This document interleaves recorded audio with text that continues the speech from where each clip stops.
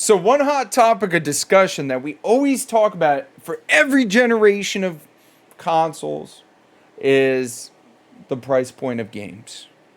Well, Baldur's Gate 3's developers have come out and said that games should cost more. I agree to disagree with the statement that he's saying, but there is a deeper issue, in my opinion, that we need to discuss when it comes to the statements that they made about this.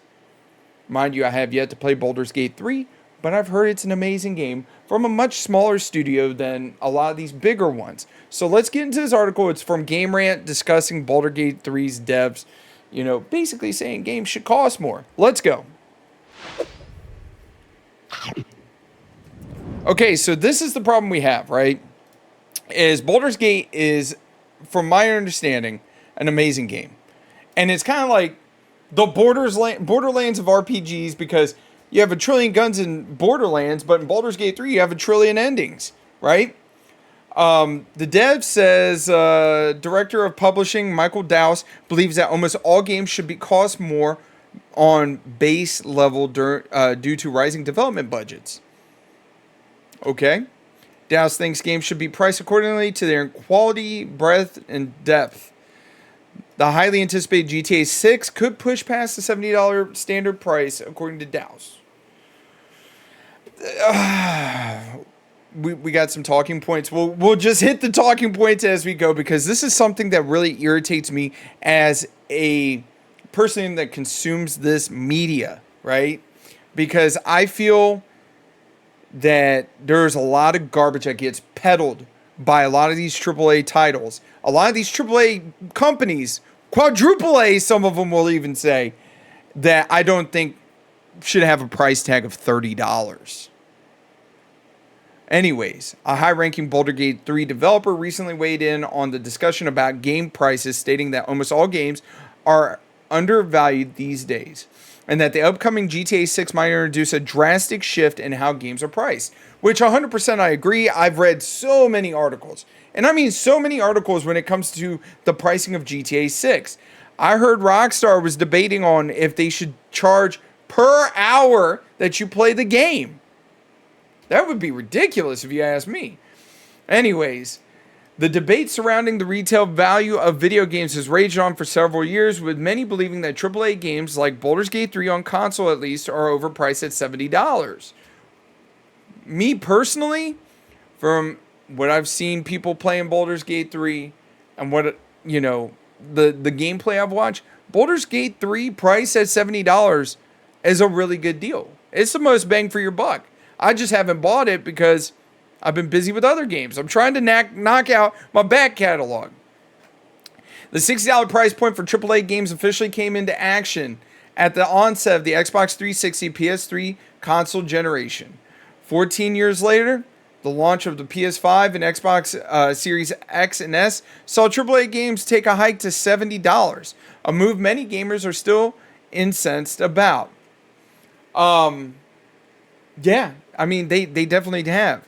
Several studios and publishers cited that ballooning costs of game development as the biggest reason behind the price hike, with even PlayStation then CEO Jim Ryan backing the $70 PS5 games.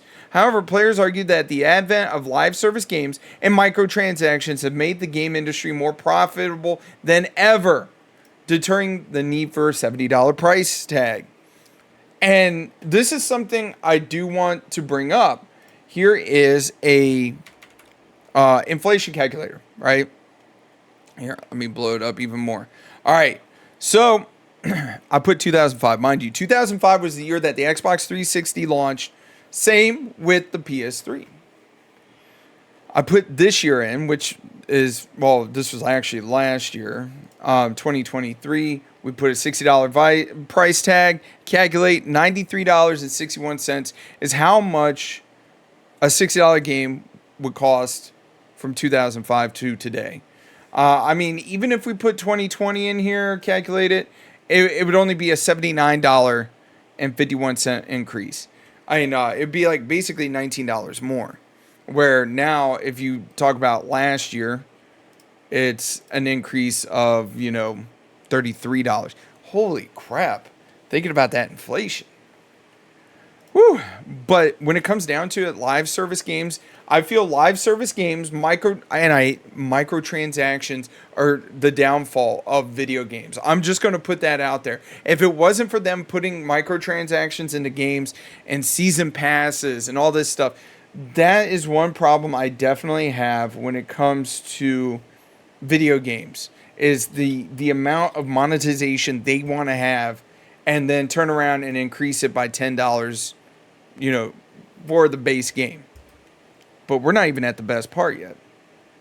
The industry-wide price hike has led many gamers to scrutinize the intrinsic value of their purchases, consequently placing a greater emphasis on replay value and overall play time.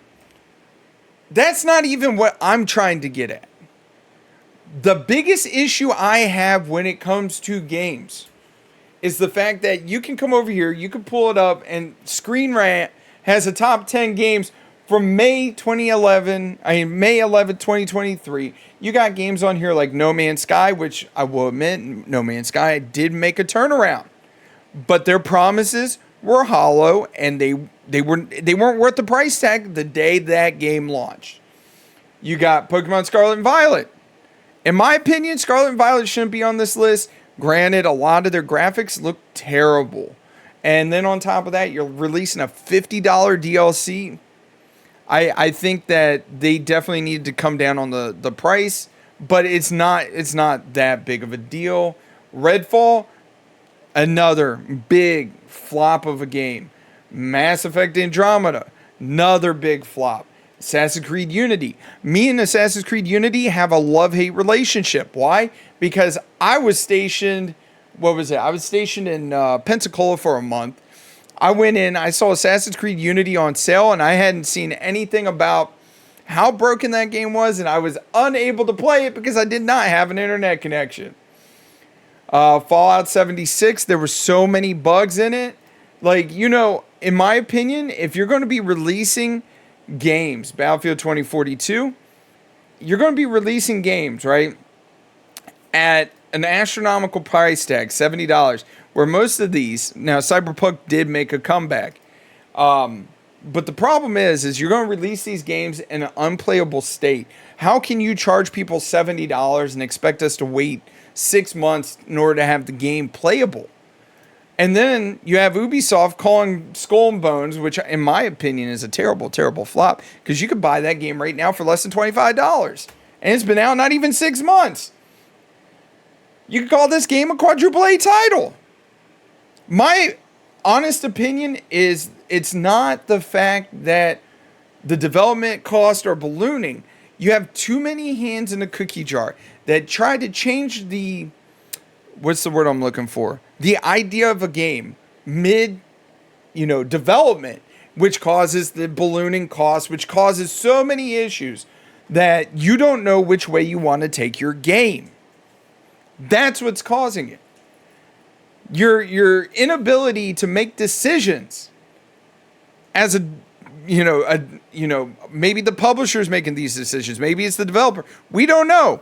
But at the end of the day, it's the inability to make a decision and go in one direction and make a passion project that causes the ballooning costs. On top of that, Dallas maintains that games should be priced according to their quality, breadth, and depth. And that uniform pricing structure for games don't make sense to him. The Leviathan execs expressed these views in response to a $130 price tag for Star Wars Outlaws Ultimate Edition. And I feel that this game shouldn't even be worth the $70, let alone $130, because you're releasing day one fucking DLC. It doesn't make sense to me. Now, most GTA titles, I will put in there, I will state, are amazing games and don't really have many of the issues that a lot of these other games do. And that is, they usually come in a state where they're unplayable. For GTA 5, I do remember they released the game, and then it was a month later where they released GTA Online. They, a couple weeks to smooth everything out, and then it was good to go. But the problem I have is I feel like these companies just don't understand that, okay, you're charging us $70 and then you want us to buy a battle pass and then this, that, and the other thing, and you're not releasing good products. That's why people stay playing Rocket League. That's why people stay playing Fortnite, Apex, these free games, because you're not releasing good games, quality games that warrants a $70 price tag. Let's go full screen. So I have no beef when it comes to the executives the developers for Baldur's Gate stating that they feel that the game should be worth more. It's because you released a great game and a working game day one. I have no problems with that. But then you got to look at your other cohorts and your peers across, not just, in your own department, but across the gaming industry, Ubisoft, EA, all these guys. And think about it, do you guys deserve to get paid more? In my opinion, if you release a great game, absolutely, I'll pay more for it. But if you release a garbage game, no. I think either A, if you release a game that does not work day one, give me my money back. Steam is really good about that. PlayStation and Microsoft, when it comes to the Xbox store, are hit and miss. But as long as you only put 2 hours into it, you get your money back. Anyways, you guys, don't forget, mash that like button. Comment down below. Do you think games should cost more because of ballooning development costs? Or do you think that, they should bring down the prices because we are paying out the wazoo for microtransactions? And like I said, there are some out there where, Baldur's Gate 3 is a great example.